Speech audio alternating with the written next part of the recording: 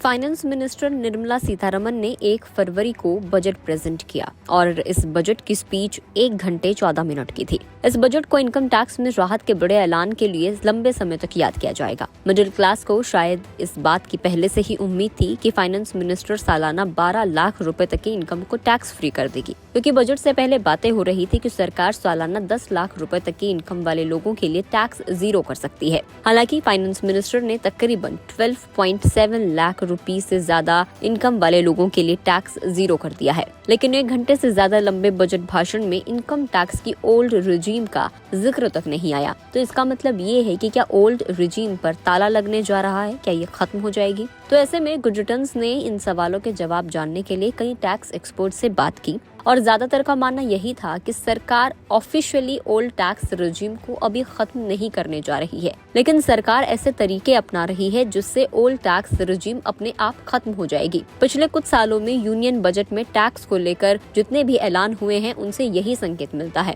जब सरकार ने 2023-24 और अब 2025 के यूनियन बजट में नई टैक्स रिजीम को ही अट्रैक्टिव बनाने के ऐलान किए हैं, जबकि ओल्ड टैक्स रिजीम को लेकर कोई ऐलान नहीं किए गए हैं। नई टैक्स रिजीम पर सरकार के फोकस का असर साफ दिखाई भी देता है। इनकम टैक्स डिपार्टमेंट के डेटा के मुताबिक 2023-24 का इनकम टैक्स रिटर्न फाइल करने वाले इंडिविजुअल टैक्स पेयर्स में से 72% लोगों ने इनकम टैक्स की नई रिजीम का इस्तेमाल किया। ये इस बात का संकेत है कि इनकम टैक्स की नई रिजीम में टैक्स पेयर्स की दिलचस्पी बढ़ रही है। आपको बता दें कि नई रिजीम की शुरुआत 2020 में हुई थी और उसके बाद 1-2 साल तक इनकम टैक्स पेयर्स की इसमें कुछ खास दिलचस्पी नहीं थी। लेकिन अब अगर हम लोग देखें 2023-24 में और अगर अभी की बात कर लें तो ऐसे में लोगों की दिलचस्पी इसमें बढ़ रही है। अब ऐसे में 1 फरवरी को फाइनेंस मिनिस्टर ने 12 लाख रुपए की इनकम पर जीरो टैक्स करने का ऐलान किया और ये जो ऐलान किया गया है ये नई टैक्स रिजीम के तहत ही किया गया है। साथ ही उन्होंने नई रिजीम में स्लैब्स का भी बदलाव किया है। स्लैब में बदलाव से नई रिजीम में टैक्स पेयर्स पर टैक्स बहुत कम हो गया है। इसका मतलब ये है कि इस रिजीम में आगे टैक्स पेयर्स की दिलचस्पी बढ़ने जा रही है